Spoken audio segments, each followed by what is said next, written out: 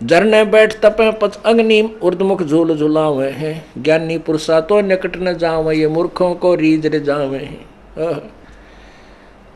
कोई तो झरने में बैठ जाते हैं, शीतल जल ऊपर से गिरता है, जनवरी का महीना, और ये अक्षेत्र हरियाणा, राजस्थान, पंजाब, उत्तर प्रदेश, इसमें शीत लहर चलती है। और ये ढोंगी लोग क्या करते हैं, एक तिपाई सी बना लेते हैं, उसके ऊपर एक मटका रख लेते हैं बहुत बड़ा, और उसमें 1000 छिद्र कर लेते हैं, और 100 मटके पानी के भरवा कर रख लेते हैं शाम को, और वो 12 बजे या 1 बजे रात्रि में शुरू करवाते हैं। उठा उठा कर मटके उसमें डालने जाते हैं, और वो नीचे बैठ जाता सुल्फा पी के या कोई भांग पी के ऊपर आ रहे। फिर एक बार सुन हुए पाचा से सारा कितना देर वर्ष उसके ऊपर डालने जाओ पानी, कोई क्या असर होना। तो लोग ने सोचा रहे तेरा गजब हो, ये कमाल की बात है भाई, ओहो देखी से पो में हम तो रजाई भी ओढ़ रहे, सर्दी लग गए, और यो अब वो ला के घूटी बैठ जाए पड़ा रहे शराबी सारी रात के बिगड़ा उसका, तड़के फिर उठ के झाड़ी का पल्ला चल पड़ता है। तो ऐसे ही ये लोग भकाया करते थे, मूर्ख बनाते थे हमारे को। और फिर 5 धूने लगा कर जून के महीने में, जेठ में 40 दिन तप पाए। वो ड्रामा इस दास ने एक बार फिल्मबद्ध करवाया था। हमारे गांव दनाना गांव में एक बल्लेगिरी महाराज रिंडाना में, उसका बोलबाला ज़्यादा था, फिर दनाना भी बढ़ो लिया उसने। तो उसने वहाँ लगाया फिर एक 40 दिन का ड्रामा। 5 धूने लगा के शुरुआत तो करते हो 5-5 उपलों से, अगले दिन फिर एक एक बढ़ाते चले जाते हैं उसमें। तो बीच का समय था जब वो अच्छा ढेर सा हो रहा था उनका। हमारा एक भक्त उसकी फिल्म बनवा के लाया। वो क्या करे था कि एक बाल्टी में पानी और राख घोल के पूरे शरीर पर ऐसे लीप ले, जैसे गायरा लिपया करें, पूरे शरीर पर एक लंगोट सा बांध कर बैठ जाता। और जो इतनी लंबी लंबी उसके बाल थे या जटा, उनको बाल्टी की उस राख में पानी में नू कर कर कत्ती भे कर गच करके उसने, और उसको ऐसे बांध लेता। और अग्नि जला दी जाती 5 धूनों में, बीच में उसके बैठने का स्थान। और जब वो उपले धुआं बंद हो ले, आग निकल के जब वो बैठे, उपलों की आग, और उसके ऊपर तुरंत ही राख आ जाती है, और वो राख आती चली जाती है, ऊपर से राख ढक लेती है उस आंच को, आगे नहीं आने देती। तो कुछ देर जब तक उन आंच रहे उसकी अग्नि की, तब तक तो वो इतना ऊपर का गारा लीप रखी राख की, वो तब तक वो गारा सी सूखा, इतने वो गोस्या की जो उपलों की राख है वह उसकी आंच ने कम कर दे। और फिर भी उसको कहीं लगती है बाद में जो गर्मी, तो वो बाल खोल लिए उसने, वो पूरा पूछड़ था, और जिधर भी उसके आंच लगे, जैसे इस साइड में लगी तो ऐसे कर लेगा उसको थोड़ी देर ऐसे करके, वो गारा सी गिल्ला पानी से गिल्ला था ही, तो वो पहले लपेटी हुई राख को गिल्ली कर देता। अगर पेट पे उसका आंच लगा है तो ऊपर नो करके, मुंह का भी ऐसे करके, पेट को ऊपर नो करके उसने फिर पीछे न कर ले, फिर वो कमर पर घिसा दे साइड में। तो ऐसे उसने 3 घंटे ड्रामा प्रतिदिन किया। और बड़ी जनता, बड़ी बाड़ी बेटी उसका चौगरदा गीत गावे और उसकी परिक्रमा करें। अरे तेरा गजब हो गया। उससे शास्त्र विरुद्ध साधक की इतनी महिमा, बाण बेटियां जावर चौगरदा उसके गीत गाँव और उसकी परिक्रमा करें और उनसे फल मांगे। परमात्मा क्या कहते हैं, झरने बैठ और तपे पंच अग्नि, 5 धूना में तपते हैं जो।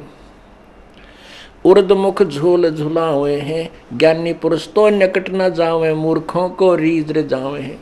जिनको ज्ञान हो गया यथार्थ, वो तो उनका निकट नहीं जाओ, वो तो बोली मूर्खों को राजी कर रहे बैठे हैं, उनसे माया लूट लेते हैं। उसने फिर क्या किया, 4 लाख रुपया आए उसके पास, जो उसने 40वें दिन अपना ड्रामा बंद कराया।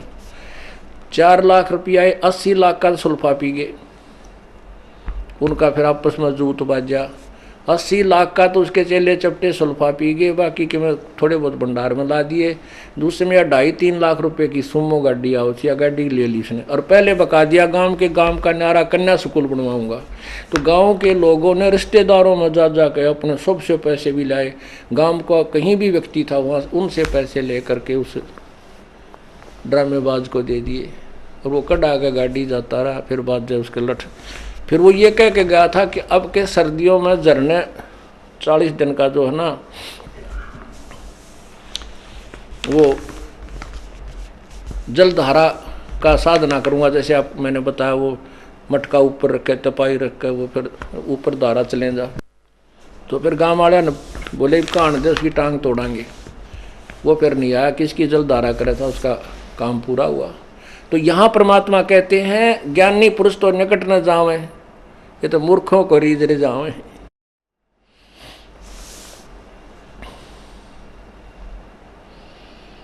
आसन करें कपाली ताली, ऊपर चरण हलावे हैं, अजपा सेती मरहम नाई, सब दम खाली जावे हैं।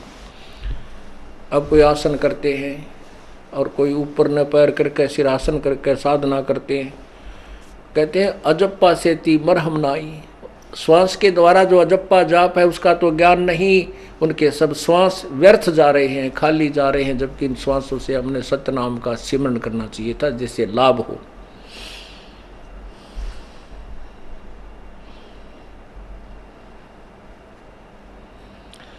त्रिकाली आसन करें फिर 12 तिलक बनावे हैं, जल के मच्छा मुक्ति ना होवे, जो निस्तिन पर भी ना हुए हैं। ओह, कुछ ऐसे हैं कि वे 3 समय स्नान करते हैं, भक्ति करते हैं जब 3 समय, और फिर 12 तिलक लगाओ माथे गए, ऐसे 12 9। अब हमने क्या देखा है कि जो थोड़ा सा ज़्यादा पाखंड जबरदस्त कर रखा हमें उसकी तरफ ज़्यादा आकर्षित होते हैं, बड़ा महापुरुष होगा। परमात्मा कहते हैं 3 बार नाले चाहे 10 बार नाले। अब जिस पर भी लेने तुम जाते हो, जिस स्थान तीर्थ में, दरिया में या कोई जोड़ में स्नान करने जाते हो, उसमें जल के अंदर मगर उसके अंदर मच्छ रहते हैं, मछलियाँ, मेंढक, तो वो तो आपसे पहले ही उसके अंदर थे, वो तो पूर्ण मोक्ष प्राप्त कर सकते हैं। कहते हैं वो भी पार नहीं होते, तो तुम्हारी मुक्ति कैसे होगी 1 दिन नहान में, वो भी एक ही स्नान से। जल के मच्छा मुक्ति ना होवे, जो निस्तिन पर भी ना हुए हैं, निस माने रात दिन, दिन रात उसी पर भी हम नहावे हैं, उसी तालाब में, उसी तीर्थ में, उसी दरिया में रहते हैं जिसमें तुम केवल 1 दिन स्नान करने से मोक्ष मानते हो, अर्थात ये तुम्हारी साधना व्यर्थ है।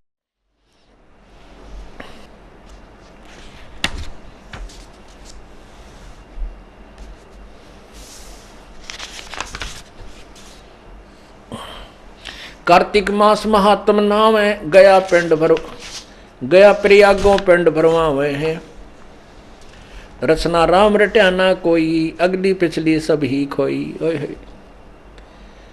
परमात्मा क्या कितना निर्णय दे रहे हैं कि कोई कार्तिक मास में 1 दिन पूर्णमासी को गंगा घाट पर नहाकर मोक्ष मानते, और कोई गया या प्रयागों में पिंड भरवाने से अपने और पितरों की गति मानते। कहते रसना राम रट्या ना कोई, अगली पिछली सारी खोई। भविष्य की साधना बनी नहीं, पिछले जन्म के जो पुण्य थे वो मनुष्य जीवन में बर्बाद कर दिए, अगली पिछली सारी खोई। पांडे पाठ पढ़े बहु भांति, ये हैं जम किंकर के नाती, सूतक पातक जिमण जावे, ये 7 जन्म सुख करके पावे। पांडे पाठ पढ़े बहु भांति, बड़ी लैला लाला के पाठ पढ़ते हैं राम, कोई अच्छी तरह कोई ऐसे, और कहते हैं ये हैं जम किंकर के नाती, ये तो उस काल के रिश्तेदार हैं जो तुमने गलत साधना पर ला करके आप भी नरक में पड़े और तुम्हें भी नरक ले जा रहे हैं। जो गलत मार्गदर्शक हैं, कोई भी है, चाहे वो काजी है, मुल्ला है, पीर है, गुरु है, ऋषि है, चाहे कोई संत है, उन सभी को बता रहे हैं। और कहते सूतक पातक जिमण जाही, ये 7 जन्म सुख करके पाई। सूतक कोई बालक हो जा तब ये जाओ खाने के लिए, और कोई मर जाए तब भी ये जावे खाने के लिए। कहते हैं 7 जन्म लगातार सुअर के प्राप्त करोगे तुम, तुम्हारे साथ वो ब्राह्मण माटी हो, क्योंकि तुम अधिकारी नहीं हो, तुम्हारे पास यथार्थ भक्ति विधि नहीं है, तुम गुमराह कर रहे हो, आप पाठ पढ़ने या करने के अधिकारी नहीं हो।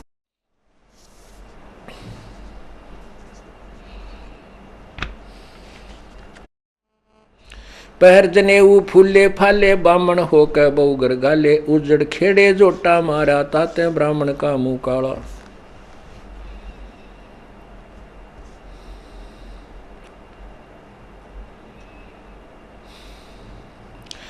रगीव श्याम अथर्वण भाखे लादे बैदर टट्टू हाके, खरकी जोन धरोगे देही भूल गरे हो सबद स्नेही। साना मुर्का प्रहलाद पट बंधाया, भक्ति हेत पांडे नी पाया, हिरणा कुछ छाती तोड़वाई ब्राह्मण बाणा क्रम कसाई। अब क्या बताते हैं कि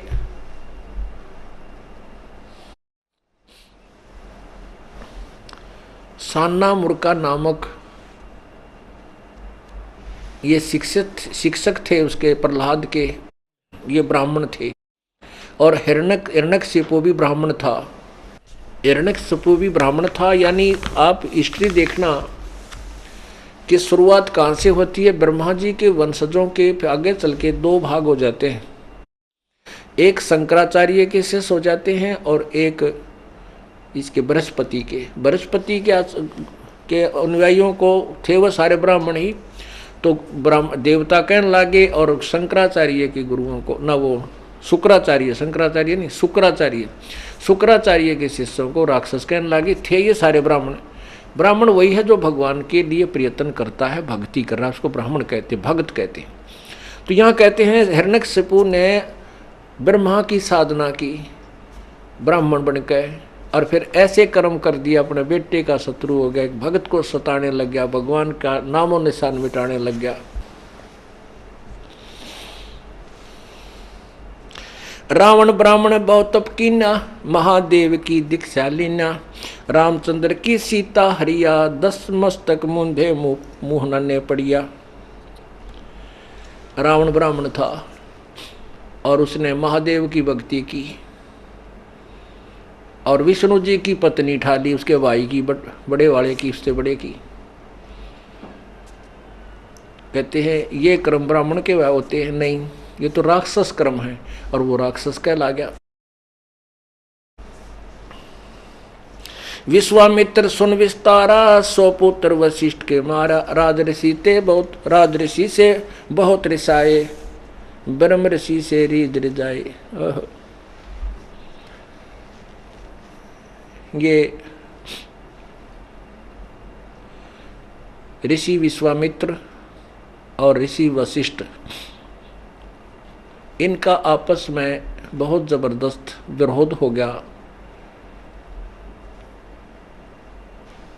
वशिष्ठ मुनि जी कहते थे विश्वामित्र को राज ऋषि, क्योंकि ये पहले राजा थे विश्वामित्र, फिर इन्होंने राज त्याग कर साधना करने लगे थे। और विश्वामित्र कहता था तू सभा में मेरी बेइज्जती मत करा कर, मुझे तू ब्रह्म ऋषि बोल। वशिष्ठ मुनि जी उसको राज ऋषि ही कहता था। राज ऋषि से वो नाराज हुआ था, इस कारण से उसने वशिष्ठ जी के 100 पुत्रों की हत्या कर दी। किसने? महर्षि विश्वामित्र ने, ब्राह्मण ने। एक दिन वशिष्ठ जी अपने शिष्यों को पढ़ा रहा था। शाम के समय पूर्णमासी की रात्रि थी।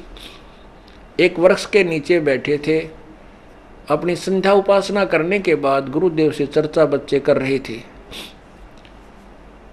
और उस दिन विश्वामित्र वशिष्ठ जी की हत्या करने के लिए उसी वृक्ष के ऊपर एक तलवार लिए बैठे थे कि आज ये बच्चे चले जाएंगे अंदर, ये अपनी साधना करके, और फिर इसको यहीं कत्ल कर दूंगा।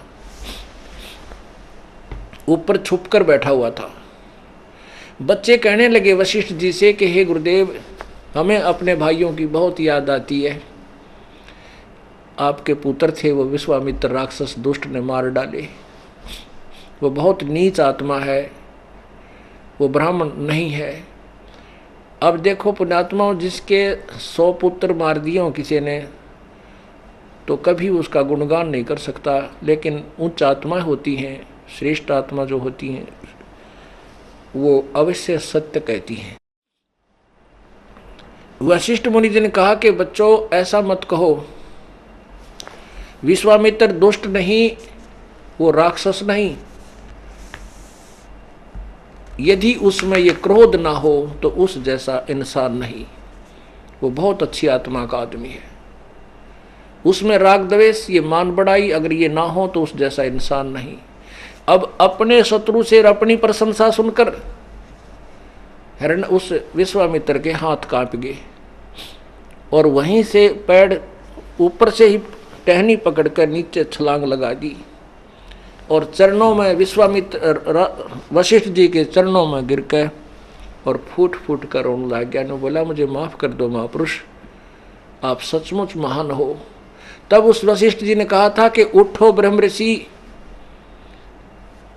तब उसने कहा, वशिष्ठ जी ने कहा कि आज तू ब्रह्म ऋषि हो गया, तेरे अंदर से राग द्वेष और ये दुष्टता खत्म होगी। आज तेरा हृदय रो पड़ा।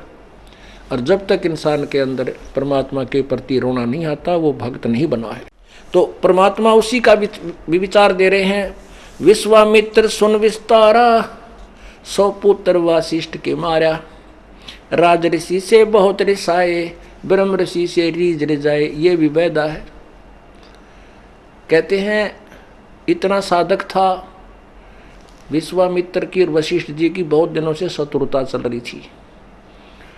एक राजा था, उस संस्कारवश राजा, उस लड़का उसका जो थोड़ा पागल सा हो गया, इकलौता पुत्र था, उस राजा ने उसको घर से निकाल दिया। उधर से विश्वामित्र, इन ऋषियों की बिरानमाटी काल ने कैसे कर रखी थी। विश्वामित्र घर छोड़कर और जंगल मत रहे था, वहां से भी छोड़कर और दूसरी जगह चला गया। 12 वर्ष तक घोर तप किया सिद्धि प्राप्त करने के लिए, ताकि मैं वशिष्ठ जी को पराजित कर सकूं, उससे श्रेष्ठ स्थान पा सकूं जनता में। उस 12 वर्ष के दौरान एक दुर्भिक्ष गिरा, बहुत बुरा हाल हो गया। विश्वामित्र के बालक भूखे मरने लगे। वही राजा जो का लड़का घर से निकाल रखा था वो वहां आता था और उसने उसके लड़कों को, विश्वामित्र के लड़कों को भोजन ला करके, फल फाल लाकर जंगल से वो देता रहा। दूर से वहाँ आसपास के तो खत्म हो गए थे, वहाँ से लाकर उसको खिलाता रहा। अर्थात तो उस दुर्भिक्ष में उसके बच्चों का पालन पोषण कर दिया, वो बच्चे जीवित रह गए। उधर से वशिष्ठ जी को इस बात का पता चला तो उसके पास वशिष्ठ जी उन राजा का पुरोहित भी था, कुल पुरोहित। राजा ने, उस राजा के लड़के ने उससे कहा वशिष्ठ जी से कि आप मुझे ऐसी साधना बता दो मैं स्वर्ग चला जाऊं। वशिष्ठ जी ने उसको श्राप दे दिया, ऐसा श्राप दे दिया कि तू शूद्र हो।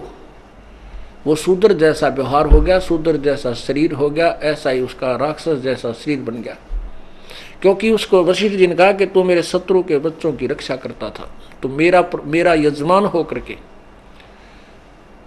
अब ऐसी आग थी इन ऋषियों में, ये बता पा रहे होंगे, चाहे इन्होंने पर्वत तोल दिए और चाहे सारे समुद्र पी लिए, ये मोक्ष नहीं प्राप्त कर सके। ये सिद्धि कोई और वस्तु है, परमात्मा का पाना वो साधना न्यारी है। विश्वामित्र वापस आया, 12 वर्ष वहाँ कठिन तप करके। उसकी पत्नी ने सारा दुखड़ा रोया कि हे ऋषि जी, आप तो वहाँ चले गए और पीछे से ऐसा अकाल गिरा, हम तो त्राही त्राही होगी थी। भला करे राजा के लड़के का, जिसको विश्वामित्र ने ना वशिष्ठ जी ने श्राप दे रखा है, और वो यहाँ आता था और हमारे बच्चों की उसने परवरिश की। तो अब क्यों उसने श्राप दिया कि वो आपके बच्चों की सेवा करता था। अब विश्वामित्र की काख पाट गई। अच्छा, उसको बुलाया राजा के लड़के को जो जंगल में घूम रहा था। कहने लगा मांग बेटा, तू क्या मांगता है? वो बोला जी मैं ये मांगता हूँ कि मैं सह शरीर, पहले तो मेरा शूद्र शरीर ठीक हो, बोला तथास्तु, वो ठीक हो गया। अब मैं सह शरीर स्वर्ग जाना चाहता हूँ। तो उसका जो विकराल रूप था वो थोड़ा सा ठीक हुआ, लेकिन शूद्र फीत उसके फिर भी लगी हुई थी। तो उसने कहा जी मैं सह शरीर स्वर्ग जाना चाहता हूँ। विश्वामित्र बोला तथास्तु, ले मैं तुझे स्वर्ग भेजता। अपनी सिद्धि से उसको स्वर्ग की तरफ चालता कर दिया। वो आकाश में उड़कर जा रहा है। उधर से कहते हैं देवताओं में त्राही त्राही होगी कि एक शूद्र स्वर्ग में आ रहा है जो अभी तक मांस ऐसे करता था वैसे करता था। कहते हैं इंद्र ने, स्वर्ग के राजा ने उसको वापस कर दिया कि तू स्वर्ग में नहीं रह सकता, वापस जा। अब विश्वामित्र ने देखा कि वो तो वापस आ रहा है, वापस आ रहा है, तो उसने पूछा भी तू वापस क्यों आ रहा है? कि ऐसे ऐसे इंद्र ने मुझे वापस कर दिया कि तू स्वर्ग में नहीं रह सकता, तू शूद्र है। उसको वो नीचे आया, उसको शूद्र से ठीक किया और फिर कहा कि अब तू चल वापस, और कहा कि इसको वहाँ नहीं जाता है तो मैं अलग से एक स्वर्ग बनाता हूँ। विश्वामित्र ने अपनी जो 12 साल डड़े ढोकाया था वो काल ने वहाँ बर्बाद करवा दी, इसकी उजड़वा दिया पल्लाकती। उसने कहता मैं नारा स्वर्ग बनाता हूँ। उधर से इंद्र को चिंता होगी कि तो भाई काम बिगाड़ेगा, एक और छाती पर शत्रु हो जाएगा, दूसरा हमारी लड़ाई रहा करेगी। तो उसने कहा जी ठीक है, आप अलग स्वर्ग से अलग स्थान मत बनाओ, आने दो यहीं पर। वो वहीं स्वीकार कर लिया। अब क्या बताते हैं, विश्वामित्र सुन विस्तारा, सौ पुत्र वासिष्ठ के मारा। इतना योगी साधक दुनिया तो यू सोचा वैसे ऐसा महापुरुष नहीं, और फिर ऐसे जुल्म कर दिए उस ऊपर न्यारा स्वर्ग बनाने की शक्ति रखने वाले ने 100 पुत्र बाल हत्या कर दी। बड़े बड़े बालक ने तो कसाई भी ना मार सके, वो भी डर रहेगा एक भाई इस छोटे नाजुक बच्चे ने क्या मारूं। शत्रु भी नहीं मारा करता है। और उस ब्राह्मण बाणे के यानी उस भगत ने, उस ऋषि ने वो 100 बालक काट डाले। और ऐसा साधक इतने अलग से इतनी शक्ति भी प्राप्त कर ली। कहते हैं ये काल का जाल है भाई, ये भी बैदा है, बैदे से भेद अलहदा। बैदा क्यों जाना हम सतगुरु बैठे न्यू जाना। हम तो इन्हें पता नहीं के माना थे ऋषियों ने, ये तो कति नरक के गामी थे, नरक के भागी थे। वहीं कमाई करी और दूसरी जगह उसको बर्बाद कर डाला। वो थोड़ी बहुत स्वर्ग जाने की थी, वह भी नष्ट कर ली।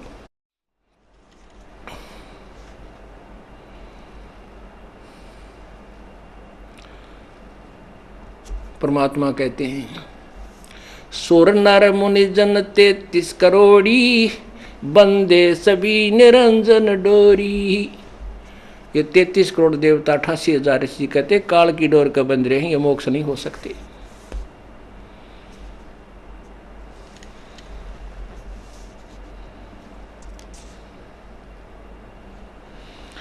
अब क्या बताते, मुसलमान मद्दारी रौला, भूल गए हैं मुर्शिद मौला। अब मुसलमान भाइयों के विषय में परमात्मा कह रहे हैं यो भी एक मदारी जैसा रोड़ गदौड़ है, ये भी पूर्ण परमात्मा के विषय में परिचित नहीं है। क्योंकि कुरान, पवित्र कुरान शरीफ सूरत फुरकानी 25 आयत नंबर 52 से 59 में स्पष्ट किया है कि जिसको मुसलमान धर्म के प्रवर्तक हज़रत मोहम्मद जी अपना खुदा कहते हैं, वो अल्लाह कह रहा है हज़रत मोहम्मद को कि उस पूर्ण परमात्मा की तू पूर्ण रूप से बड़ाई बयान कर। उसके विषय में जो काफिर है वो नहीं मानते उसको, कबीर को भगवान जो तुझे जिंदा रूप में मिला था, जो तुझे जिंदा रूप में मिला था, ये काफिर लोग उसको भगवान नहीं मानते कबीर को। तो उसकी महिमा से परिचित हो, उसकी मैं जो कह रहा हूँ मेरे द्वारा दिए गए वचनों पर विश्वास कर, इस कुरान की दलीलों पर विश्वास कर। और वो परमात्मा ये वही है जिसने 6 दिन में सृष्टि 7वें दिन तक पर जा बैठा। उसकी खबर किसी बाखबर से पूछ देखो। इससे सिद्ध है कि कुरान शरीफ में उस परमात्मा के विषय में ज्ञान नहीं है। तो वही परमात्मा यहाँ कह रहे हैं मुसलमान मद्दारी रोला, बोल गए वो मुर्शिद मौला।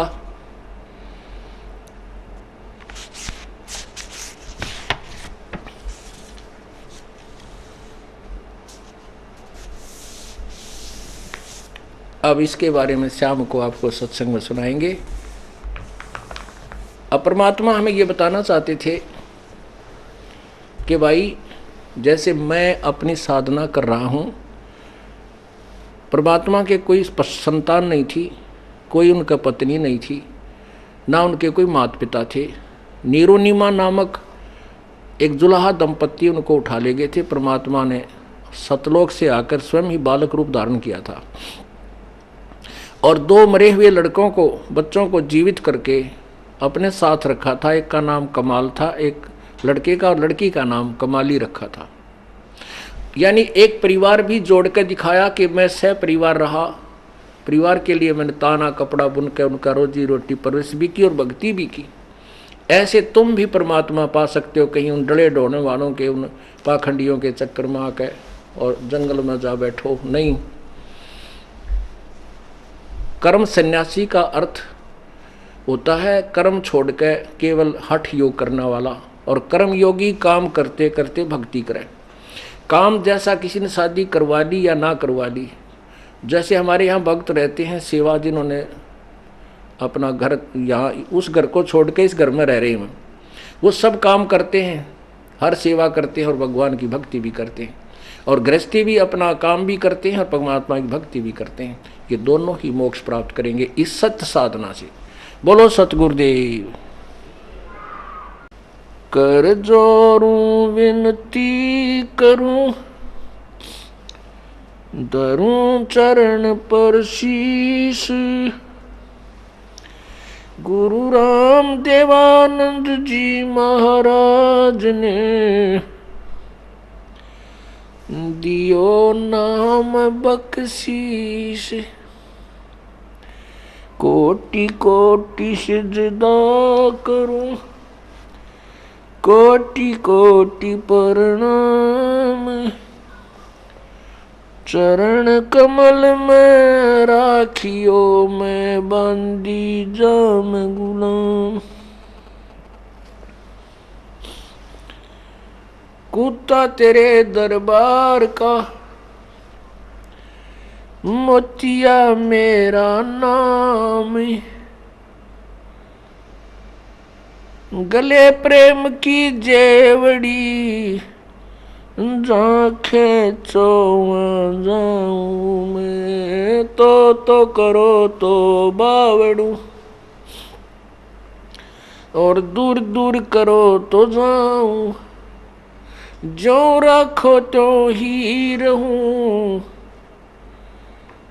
जो देवो सो खाऊं। जय इब के सतगुरु मिले, सब दुख आँखों रोए, चरणों ऊपर शीश धरूं, कहूँ जो कहनी होए। कबीर गुरु जी मिलेंगे, पूछेंगे कुशलात, आद अंत की सब कहूँ, अपने दिल की बात। गुरु जी तुम न भूलियो, चाहे लाख लोग मिल जाए, हमसे तुमको बहुत है, तुमसे हमको नाई। तुम्हारे विसारे क्या बने, किसकी शरण में जाऊं। शिव बिरंच मुनि नारदा, तिनके हृदय न समाऊं।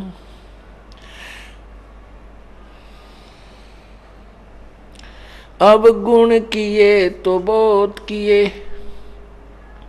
करते न मानी हारे। बावे बंदा बख्श दियो, बावे गर्दन उतारे। अब गुण मेरे बाप जी, बख्शो गरीब नवाज। जो मैं पूत कपूत हूँ, बहुर पिता को लाज। मैं अपराधी जन्म का, नक्सक भरे विकारे। तुम दाता दुख भंजना, मेरी करो सुमर।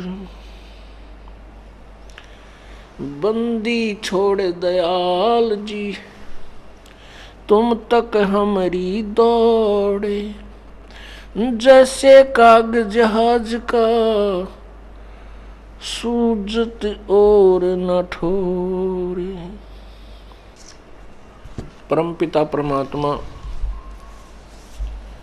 सारी सृष्टि के रचनहार कुल मालिक बंदी छोड़ कबीर परमेश्वर जी अपनी प्यारी आत्माओं को काल का जाल समझाने के लिए स्वयं ही सतलोक से चलकर इस भूतल पर आते हैं। आज से लगभग 610 वर्ष पहले अर्थात सन 1398 में परमात्मा सशरीर प्रकट हुए थे। एक नवजात शिशु का रूप धारण किया था। फिर एक लीला में जीवन, मनुष्य का जीवन जैसी लीला करके उन्होंने तत्व ज्ञान प्रचार किया था।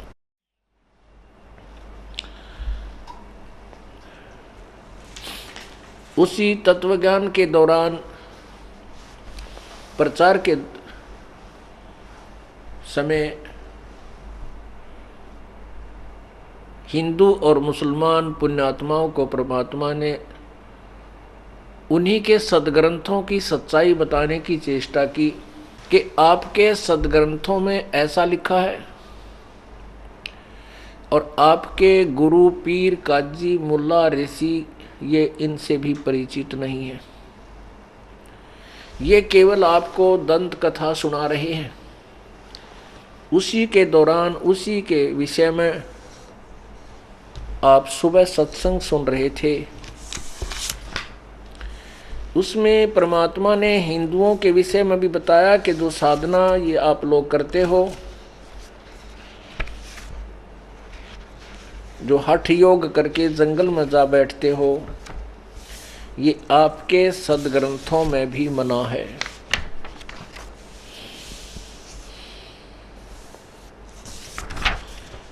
और आप इसको सहर्ष कर रहे हो।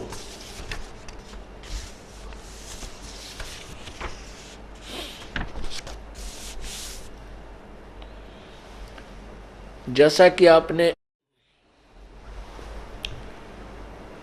पवित्र श्रीमद् देवी भागवत अर्थात देवी पुराण में पढ़ा, प्रथम स्कंद अध्याय नंबर 4 पृष्ठ 28-29 पे भगवान विष्णु खुद कह रहे हैं कि मैं घोर तप करता हूँ। नारद जी बता रहे हैं कि मेरे पिता ब्रह्मा जी ने भगवान विष्णु को घोर तप करते हुए देखा। उनसे पूछा कि आप खुद भगवान हो, सारे देवों के देव हो, आप किसकी भक्ति कर रहे हो? तब उन्होंने बताया कि मैं तो ज़्यादा समय तप करने में लगा रहता हूँ, हठ योग। जबकि हमारे पवित्र सदग्रंथ पवित्र गीता जी हमें बताती है कि तप करना ये हठ योग है। देखिएगा गीता जी अध्याय नंबर 4 के अध्याय नंबर 3 में आप देखिएगा श्रीमद् भगवत गीता अध्याय नंबर 3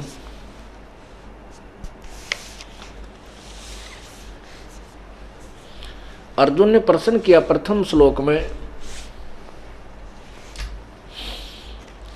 कि हे जनार्दन, यदि आपको कर्म की अपेक्षा ज्ञान श्रेष्ठ मान्य है तो फिर हे केशव मुझे भयंकर कर्म में क्यों लगाते हैं?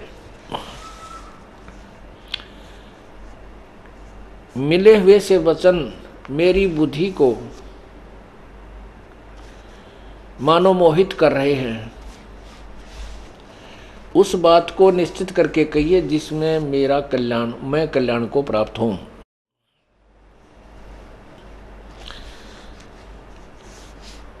अब गीता ज्ञान दाता ने उत्तर दिया अध्याय नंबर 3 के श्लोक 3 में, हे निष्पाप, इस लोक में दो प्रकार की निष्ठा मेरे द्वारा कही गई है।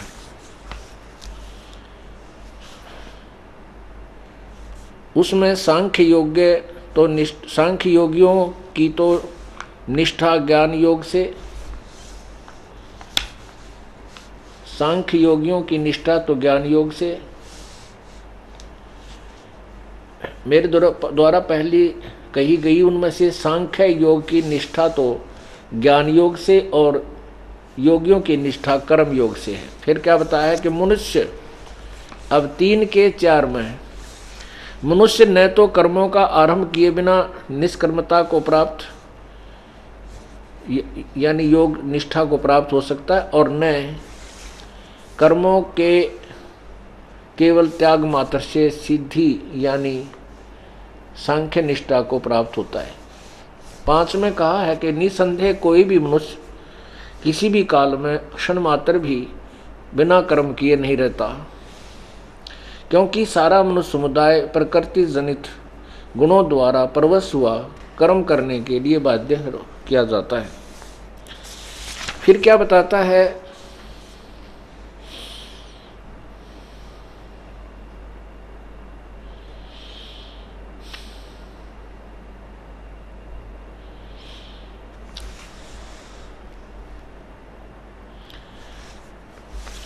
अध्याय नंबर 3 के श्लोक 8 में कहा है, अध्याय नंबर 3 के श्लोक नंबर 5-6 में कहा है, जो मूढ़ मनुष्य, मूर्ख व्यक्ति समस्त इंद्रियों को हठपूर्वक ऊपर से रोककर मन से उन इंद्रियों के विषय का चिंतन करता रहता है, वह मिथ्याचारी अर्थात ढोंगी, दम्भी माने ढोंगी कहा जाता है। आगे देखो, किंतु हे अर्जुन, जो मन से इंद्रियों को वश में करके अनासक्त हुआ समस्त इंद्रियों द्वारा कर्म योग का आचरण करता है, वही श्रेष्ठ है।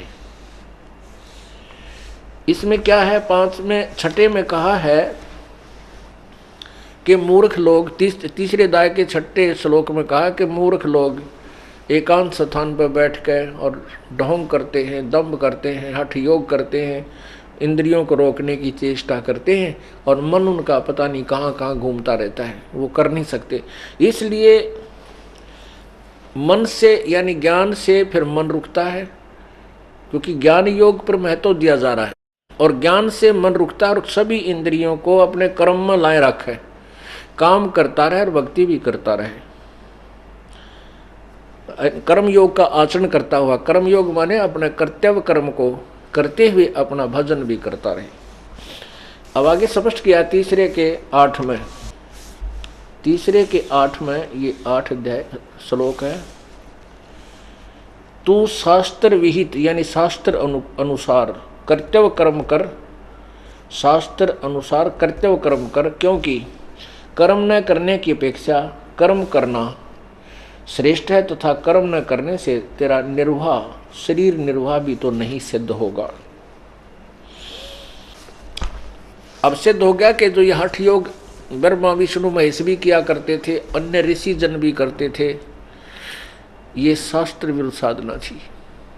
और ये भी स्पष्ट है कि विष्णु जी को ज्ञान ही नहीं, वो कहता मैं देवी से ऊपर किसी को भगवान नहीं मानता, और देवी कहती है वो परमात्मा कोई और है, उसकी पूजा करनी चाहिए, वही उपास्य इष्ट आपका होना चाहिए। पुण्यात्माओं, ये बहुत ही उलझा हुआ ज्ञान था, अब सुलझेगा, इसका बार बार रिवीजन किया जाएगा, इसकी आवृत्ति की जाएगी, तब सभी पुण्यात्मा इससे परिचित होंगे, और जिन्होंने ये कई बार सुन रखा है उनको ज्ञान यज्ञ का लाभ मिल रहा है, आत्मा गदगद हो रही है, प्रभु की चर्चा आपको सुनाई जा रही है। ये देखिएगा श्रीमद् देवी भागवत,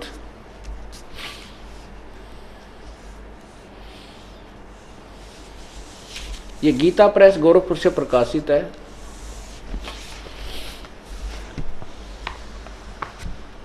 संपादक है हनुमान प्रसाद पोदार, चिमन लाल गोस्वामी।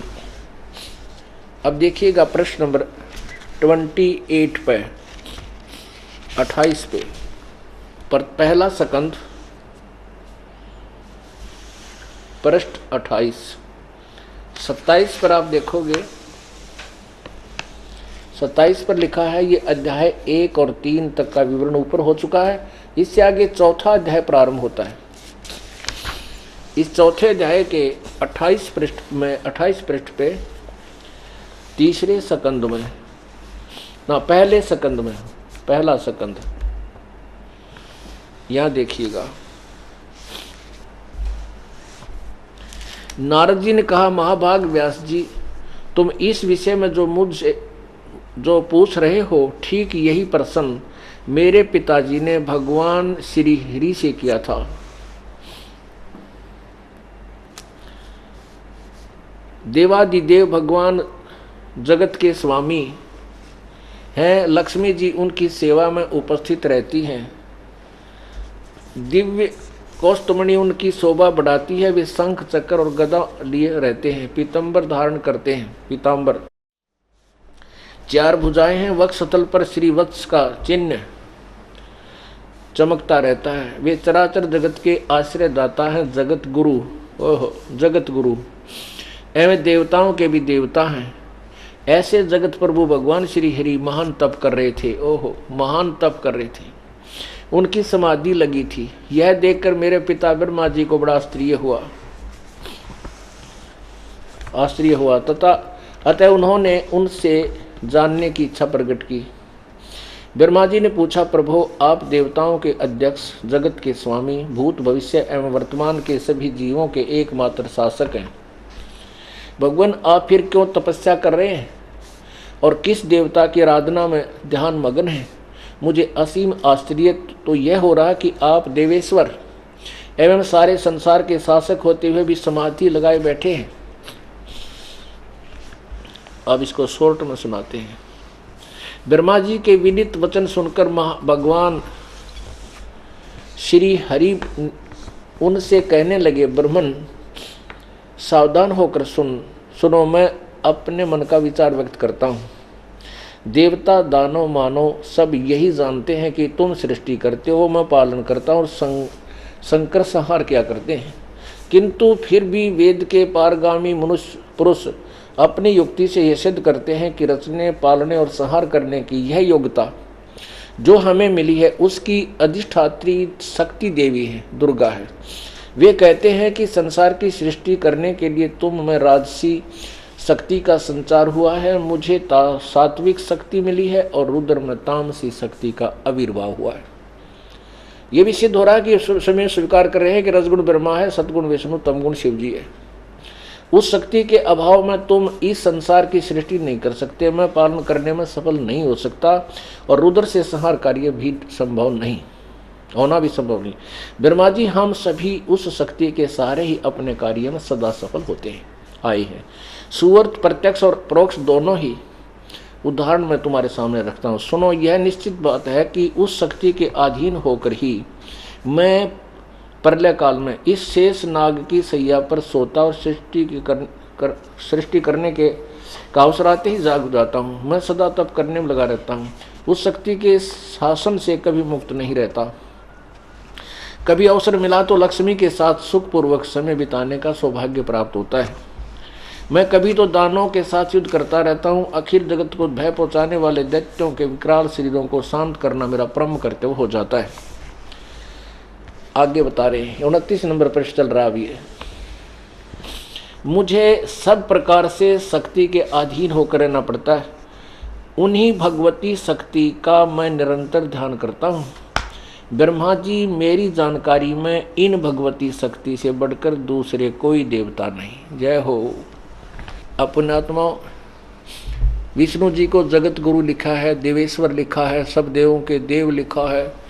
और ये कहते हैं कि मैंने तो सुना है, वेद के जो तत्वदर्शी संत हैं वो कहते हैं कि ब्रह्मा विष्णु महेश असमर्थ हैं सतिथि, संहार और सृष्टि करने में, और दुर्गा ही उनकी मुख्य कारण है। उसी से भक्ति करके, उससे शक्ति प्राप्त करके ही वो कार्य करते हैं। और ये क्या कहते हैं कि मेरी जानकारी में इस भगवती शक्ति यानी दुर्गा से ऊपर कोई परमात्मा को नहीं, मैं इसी का ध्यान करता हूँ। आलिया निचोड़ श्री विष्णु जी के ज्ञान का इसकी सतह मिल गई। अब देवी भागवत में ही 7वें स्कंद में और 562 पृष्ठ पे आप देखिएगा, ये है 7वां स्कंद। सुबह भी दिखाया था दास ने, ये 7वां स्कंद और 562 पृष्ठ, और ये 7वें स्कंद का 36वां अध्याय है। 35 यहाँ समाप्त हुआ, ये 36 यहाँ प्रारंभ होता है। अब देवी कह रही है, श्री देवी जी कहने लगी, पर्वतराज इस प्रकार युक्त होकर मुझ ब्रह्म रूपा देवी का ध्यान करें। यह ध्यान आसन पर भली भांति बैठकर अतुकी भक्ति के साथ करना चाहिए। अब देखो देवी क्या भ्रमित कर रही है, देवी के ज्ञान की सतह की देख लो। अब ये कहती है एक आसन पर बैठकर साधना करनी चाहिए, जबकि गीता जी मना कर रही हैं कि एक स्थान पर बैठकर तू साधना करता रहेगा, तेरी जीवन निर्वाह कैसे होगा, और ऐसे अपनी साधना में हठ योग तू करेगा, कर्म अपने इंद्रियों को रोकने की चेष्टा करते हैं, वो ढोंगी लोग होते हैं। आगे क्या बताती है देखो, उस ब्रह्म का क्या स्वरूप है यह बतलाया जाता है, जो प्रकाश रूप सबके अत्यंत समीप में स्थित हृदय रूप गुहा में स्थित होने के कारण गुहाचर नाम से प्रसिद्ध और महान पद अर्थात परम प्राप्य है। जितने भी आगे चले, वह समस्त प्रजा के ज्ञान से परे अर्थात किसी की बुद्धि में आने वाला नहीं है, यह तुम जानो। जो परम प्रकाश रूप है, जो सूक्ष्म से भी अत्यंत सूक्ष्म, जिसमें संपूर्ण लोक और उन लोकों में निवास करने वाले प्राणी स्थित हैं, वही ये अक्षर ब्रह्म है, वही सबके प्राण है, वही सबकी वाणी है, वही सबके मन, सब वह परम यह परम सत्य और अमृत अविनाशी तत्व है। सौम्य उस वेदने योग लक्ष्य का तुम वेदन करो, मन लगाकर उसमें तन्मय हो जाओ। सौम्य उपनिषदों में कथित महान अस्त्र रूप धनुष लेकर उस पर उपासना द्वारा तीक्ष्ण किया गया हुआ बाण संधान करो, और फिर भावनुगत चित्त द्वारा उस बाण को खींचकर उस अक्षर ब्रह्म को ही लक्ष्य बनाकर वेधन करो। पर्वण यानी ओम धनुष है, जीवात्मा बाण है, और ब्रह्म को उसका लक्ष्य कहा जाता। आगे देखो, उस एकमात्र परमात्मा को ही जाने, दूसरी सब बातों को छोड़ दें। यही अमृत रूप परमात्मा के पास पहुंचने वाला पुल है। संसार समुद्र से पार होकर अमृत स्वरूप परमात्मा को प्राप्त होने का यही सुलभ साधन है। जिस प्रकार रथ के चक्कर में लगे आरे होते हैं, उसी प्रकार शरीर की संपूर्ण नाड़ियों हृदय में एकत्रित है, और उस हृदय में ही विविध रूप में प्रकट होने वाले परब्रह्म संचरण करता है, अंतर्यामी रूप से वर्तमान रहता है। उस आत्मा का ओम के जाप के साथ ध्यान करो। इससे अज्ञान में अंधकार से सर्वथा परे और संसार समुद्र से पार जो ब्रह्म है उसको पा जाओगे, तुम्हारा कल्याण हो। अपने आत्माओं,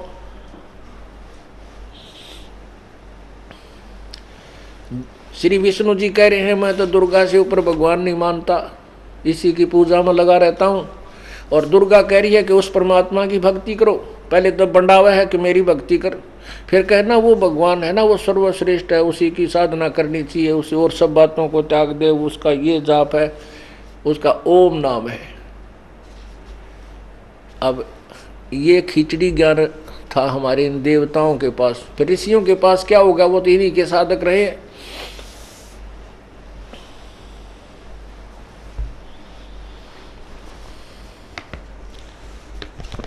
आगे देखो 563 पर लिखा है, यह वह सबका आत्मा ब्रह्म ब्रह्मलोक रूप दिव्य आकाश में स्थित है, यानी एक देशीय है और ब्रह्मलोक में रहता है। और धीर बुद्धिमान पुरुष विज्ञान के द्वारा, धीर माने तत्वदर्शी संत और विज्ञान माने तत्व ज्ञान के द्वारा जो आनंद रूप अमृत अविनाशी ब्रह्म सर्वत्र प्रकाशित तो उसको भलीभांति देख लेते हैं तो साकार है। उस कार्य कारण रूप पुरुषोत्तम को देख लेने पर इस जीव के हृदय की गांठ अविद्या छूट जाती है, सारे संशय नष्ट हो जाते हैं और सब शुभ अशुभ कर्म क्षीण हो जाते हैं, यानी पाप नष्ट हो जाते हैं। वह निर्मल और निष्कलंक ब्रह्म प्रकाश में प्रकोश दिव्य परम धाम में विराजित है। शुभर सर्वथा विशुद्ध और पूर्ण प्रकाश में वस्तुओं को का भी प्रकाशक उसे आत्मज्ञानी पुरुष ही जानते हैं। वह स्वरूप प्रकाश सब प्रकाश रूप परम धाम में परमात्मा में न यह सूर्य प्रकाशित होता है, न चंद्रमा या तारे ही प्रकाशित होते हैं, न यहाँ वहाँ से ये बिजलियाँ चमकती हैं। फिर उस अग्नि की तो बात ही क्या, उसके प्रकाशित होने पर उसी के प्रकाश से सब प्रकाशित होते हैं, उसी के प्रकाश से संपूर्ण जगत प्रकाशित।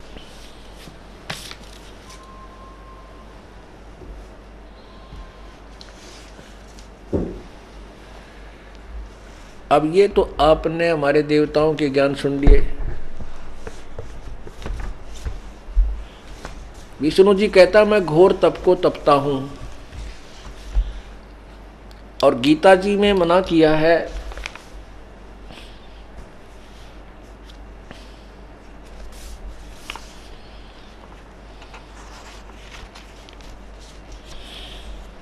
ये देखना, गीता जी अध्याय नंबर 17, ये वही पवित्र गीता जी अध्याय नंबर 17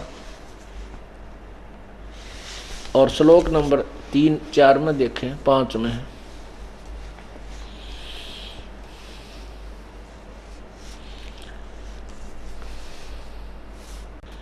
वैसे तो हम यहां से शुरू करते हैं 16वें के 23 से।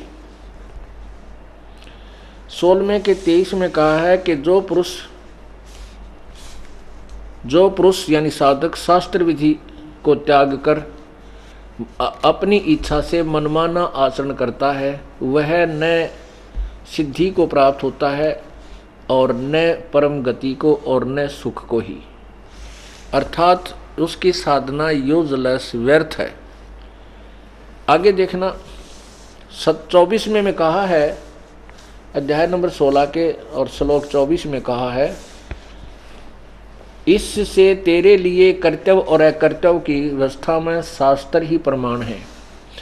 ऐसा जानकर तू शास्त्र विधि से नियत कर्म ही करने योग्य है। क्या कहा है कि शास्त्र विधि को त्याग कर जो मनमानी घोर तप या साधना करते हैं, किसी प्रकार का भी मंत्र जाप करते हैं, वो उनकी साधना व्यर्थ है, ना उनको कोई सुख होता है, ना उनकी गति होती है, ना ही उनको कोई सिद्धि प्राप्त होती है।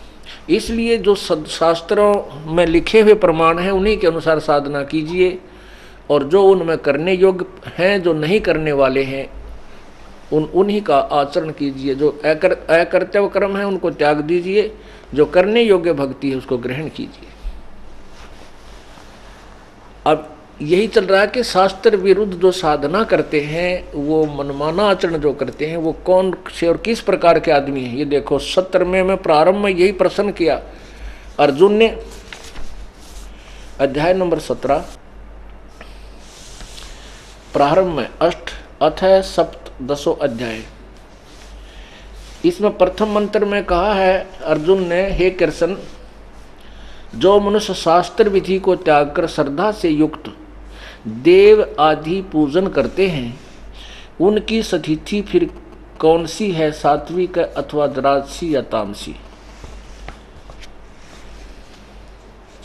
क्या पूछा अर्जुन ने कि जो शास्त्र विधि त्याग के यानी वो व्रत के जो डले ढोए हैं, वो किस प्रकार की बुद्धि के आदमी हैं। जो देवताओं की पूजा करते हैं, देवता आदि की पूजा करते हैं, तो वो किस प्रकार की बुद्धि के आदमी है, व्यक्ति है, उसके बारे में आगे बता रहा है। भगवान ने कहा है, गीता ज्ञान दाता बता रहे हैं 17 में, मनुष्यों की वह शास्त्रीय संस्करण रहित केवल स्वभाव से उत्पन्न श्रद्धा सात्विक और राजसी और तामसी ऐसे तीनों प्रकार की होती है, उसको मुझसे सुन। यानी जो शास्त्र विरुद्ध साधना करते हैं उनका प्रकरण चल रहा है। अब तीसरे में क्या कहा है 17वें में, हे भारत, सभी मनुष्यों की श्रद्धा उनके अंतःकरण के अनुरूप होती है और यह पुरुष श्रद्धा में है, इसलिए जो पुरुष जैसी श्रद्धा वाला स्वयं है वह भी स्वयं वही है। अब आगे देखो 4 में, शास्त्र विरुद्ध साधकों की प्रमाण चल रहे हैं, ये विवरण चल रहा है। चौथे में कहा है सात्विक पुरुष देवों की पूजते हैं, राजस पुरुष यक्ष और राक्षसों को, और अन्य तामस मनुष्य प्रेत और भूत गणों को पूजते हैं। गीता जी के 7वें अध्याय के 12 से लेकर 15 में स्पष्ट किया है कि इन तीनों गुणों के उपासक और इन्हीं के द्वारा जिनका ज्ञान हरा जा चुका है, राक्षस स्वभाव को धारण किए मनुष्यों में नीच दुष्कर्म करने वाले मूर्ख मेरी भक्ति भी नहीं करते, गीता ज्ञानदाता कह रहा है। उसी से संबंधित अब ये है कि 16वें अध्याय के 23वें श्लोक में पवित्र गीता जी में कहा कि शास्त्र विधि को त्याग कर जो मनमानी पूजा करते हैं, साधना करते हैं, आचरण करते हैं, उनको कोई लाभ नहीं, ना उनको सुख, ना उनकी गति, ना उनका कोई सिद्धि हो। उसी के विषय में पूछा है कि फिर वो जो शास्त्र विरुद्ध साधना करने वालों की किसी बुद्धि है, वो किसी अकल के आदमी है, किस स्वभाव के हैं, उसके विषय में बताया है कि जो शास्त्र विरुद्ध साधना वाले हैं वो सात्विक, जो थोड़े बहुत अच्छे से आदमी लाग गए हैं वो देवताओं की पूजा कर लेते हैं, और दूसरे जो घसड़ पसड़ हैं वो इन राक्ष यानी यक्ष, ये अन्य जो पूजा करते हैं बहरों बहारों की, ये यक्ष राक्षसों में आ जाते हैं। और तीसरे जो है भूत प्रेत, ये जो इनकी पूजाएं करते हैं, और ये तीनों ही सात्विक, राजस और तामस। अब 5वें में क्या कहा है देखना, अध्याय नंबर 3 के 17 के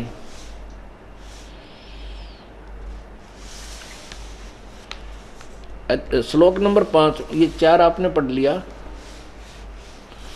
4 में आपने पढ़ा कि सात्विक पुरुष देवों की पूजा करते हैं, जो ठीक सी बुद्धि के ठीक से आदमी लगे हैं वो देवताओं को पूजते हैं और राक्षस पूजते हैं। राजस पुरुष यक्ष और राक्षसों की पूजा करते हैं।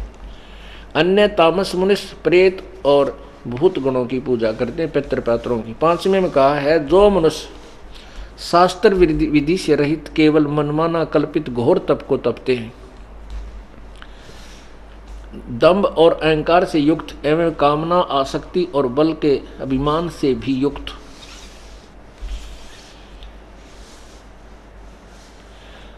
शरीर रूप से सतीत भूतों के समुदाय और अंतःकरण में सतीत मुझ परमात्मा को भी वाले उन अज्ञानियों को असुर स्वभाव वाले जान।